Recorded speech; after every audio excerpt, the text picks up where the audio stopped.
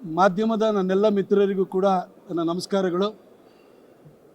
ಇವತ್ತು ನಮ್ಮ Karnataka silk industries ಕಾರ್ಪೊರೇಷನ್ನ ಒಂದು 10ಕ್ಕಿಂತ ಹೆಚ್ಚು ಕಾರ್ಮಿಕರು, ಉದ್ಯೋಗಿಗಳು, ನಮ್ಮ ಪ್ರತಿಪಕ್ಷದ ನಾಯಕರಾಗಿರುವಂತಹ, ನಮ್ಮ ಪಕ್ಷದ ನೇತಾರರಾಗಿರುವಂತಹ ಆರ್ ಅಶೋಕಣ್ಣ ಅವರು ಹಾಗೂ ಸದನದಲ್ಲಿ KSIC ವಿಚಾರವನ್ನು ಪ್ರಸ್ತಾಪವನ್ನು ಮಾಡಿದಂಥ ಕೃಷ್ಣರಾಜ ಕ್ಷೇತ್ರದ ಸನ್ಮಾನ್ಯ ಶಾಸಕರಾಗಿರುವಂತಹ ಶ್ರೀವತ್ಸ ಅವರಿಗೆ ಸನ್ಮಾನ ಮಾಡಬೇಕು ಅಂತೇಳಿ ಹೇಳಿ ಇಲ್ಲಿ ಆಗಮಿಸಿದ್ದಾರೆ.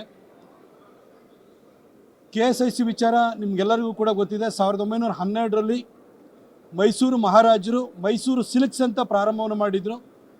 ಇವತ್ತು ಜಗದ್ವಿಖ್ಯಾತಿಯನ್ನು ಗಳಿಸಿರುವಂತಹ KSICಯ ಸೀರೆಗಳನ್ನು ತಯಾರು ಮಾಡೋದಕ್ಕಿಂತ ಮೊದಲು ಅದರ ನೂಲು ಉತ್ಪಾದನೆ ಆಗುವಂಥದ್ದು ನಮ್ಮ ಟಿ ನರಸೀಪುರದಲ್ಲಿರುವಂತಹ ಫ್ಯಾಕ್ಟ್ರಿಯಲ್ಲಿ. ಆ ಫ್ಯಾಕ್ಟ್ರಿ ಸುಮಾರು 12 ಎಕರೆ ಜಾಗದಲ್ಲಿ ನಿರ್ಮಾಣವಾಗಿದೆ. ಮಹಾರಾಜರೇ ನಿರ್ಮಾಣ ಮಾಡಿದ್ದು. ಅದರಲ್ಲಿ 6 ಎಕರೆನ ಕಿತ್ಕೊಂಡು ಅಲ್ಲೊಂದು ಸ್ಟೇಡಿಯಂ ಮಾಡ್ತೀವಿ ಅಂತ ಹೊರಟರು. ಅದು ಎಲ್ ಶೇಪಲ್ಲಿದೆ. ಸ್ಟೇಡಿಯಂ ಮಾಡಲಿಕ್ಕೆ ಸಾಧ್ಯ ಇಲ್ಲ. ಒಂದು ಸ್ಟೇಡಿಯಂ ಅಂತೇಳಿ ಹೇಳಿದರೆ ಅದು ವೃತ್ತಾಕಾರದಲ್ಲಿ ಇರಬೇಕಾಗುತ್ತೆ. ಒಂದು ಲ್ಯಾಪ್ ಅಂತಂದ್ರೂ ಕೂಡ ಒಂದು 400 ಮೀಟರ್ಸ್ ಇರಬೇಕಾಗುತ್ತೆ.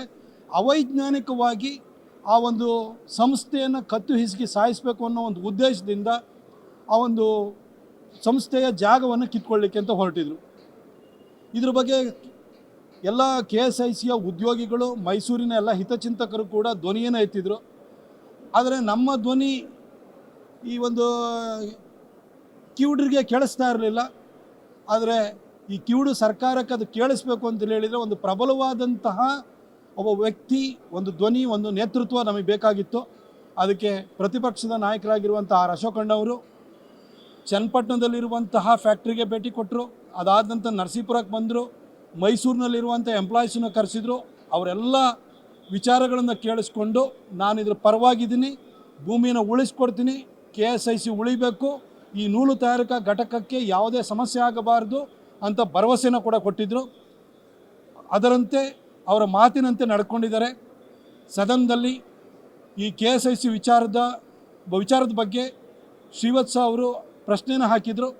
ಆರ್ ಅಶೋಕಣ್ಣವರು ಪ್ರಬಲವಾಗಿ ನಿಂತ್ಕೊಂಡು ಧ್ವನಿ ಎತ್ತಿ ಆ ಭೂಮಿಯನ್ನು ಉಳಿಸ್ಕೊಟ್ಟಿದ್ದಾರೆ.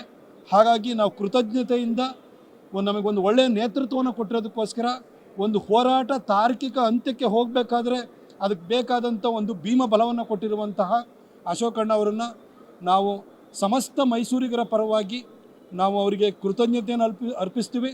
ಹಾಗೆ ನಮ್ಮ ಕೃತಜ್ಞತೆಯ ದ್ಯೋತಕವಾಗಿ ಅವರಿಗೊಂದು ಸನ್ಮಾನವನ್ನು ಮಾಡಬೇಕು ಅಂತ ನಾವೆಲ್ಲ ಇಲ್ಲಿ ಬಂದಿದ್ದೀವಿ. ಹಾಗೆ ಶ್ರೀವತ್ಸ ಅವರು ಕೂಡ ನಮ್ಮ ಜೊತೆ ಕೈ ಜೋಡಿಸಿದ್ದಾರೆ. ಅವರಿಗೂ ಕೂಡ ಧನ್ಯವಾದವನ್ನು ಹೇಳ್ತೀವಿ. ಅವರಿಗೂ ಕೂಡ ಈಗ ನಾವು ಸನ್ಮಾನವನ್ನು ಮಾಡ್ತೀವಿ. ನಮ್ಮ ಜೊತೆ ನಮ್ಮ ಈ ಒಂದು ಹೋರಾಟವನ್ನು ರೂಪಿಸಿದಂತಹ ಅರ್ಜುನ್ ರಮೇಶ್ ಅವರು, ದೀಪು ಅವರು, ನಮ್ಮ ಮಂಡಲ ಅಧ್ಯಕ್ಷರಾಗಿರುವಂಥ ದಿನೇಶ್ ಗೌಡ ಅವರು ಹಾಗೂ ನಮ್ಮ ಫ್ಯಾಕ್ಟ್ರಿಯ ಎಲ್ಲ ಎಂಪ್ಲಾಯೀಸ್ ಇಲ್ಲಿ ಬಂದಿದ್ದಾರೆ. ಅವರ ಸಮ್ಮುಖದಲ್ಲಿ ಅಶೋಕಣ್ಣವರಿಗೆ ಮತ್ತು ಶ್ರೀವತ್ಸ ಅವರಿಗೆ ನಾವು ಸನ್ಮಾನವನ್ನು ಮಾಡ್ತೀವಿ. ಮತ್ತೊಮ್ಮೆ ನಾನು ನಮ್ಮ ಧ್ವನಿಗೆ ಸಾಕಷ್ಟು ಬಲವನ್ನು ತಂದುಕೊಟ್ಟಂತಹ ಒಂದು ಯಶಸ್ವಿ ಹೋರಾಟವಾಗಿ ಈ KSIC ಹೋರಾಟ ತಾರ್ಕಿಕ ಅಂತ್ಯಕ್ಕೆ ಹೋಗಲಿಕ್ಕೆ ಮೂಲ ಕಾರಣೀಭೂತರಾಗಿರುವಂಥ ಆರ್ ಅಶೋಕಣ್ಣವರಿಗೆ ಮತ್ತೊಮ್ಮೆ ನಾನು ಮನದಾಳದಿಂದ ಅವರಿಗೆ ಧನ್ಯವಾದವನ್ನು ಹೇಳ್ತೀನಿ. ಲೇಟೆಸ್ಟ್ ಹಾಗೂ ಇಂಟ್ರೆಸ್ಟಿಂಗ್ ಸುದ್ದಿಗಳಿಗಾಗಿ ಬಾಸ್ ಟಿವಿ ಕನ್ನಡ ಚಾನೆಲ್ನ ಸಬ್ಸ್ಕ್ರೈಬ್ ಮಾಡಿ. ಹಾಗೆಯೇ ಬೆಲ್ ಐಕಾನ್ ಪ್ರೆಸ್ ಮಾಡಿ. ಇದರ ಜೊತೆಗೆ ಫೇಸ್ಬುಕ್, ಇನ್ಸ್ಟಾಗ್ರಾಮ್, ಎಕ್ಸ್ನಲ್ಲೂ ಮಿಸ್ ಮಾಡದೆ ಫಾಲೋ ಮಾಡಿ.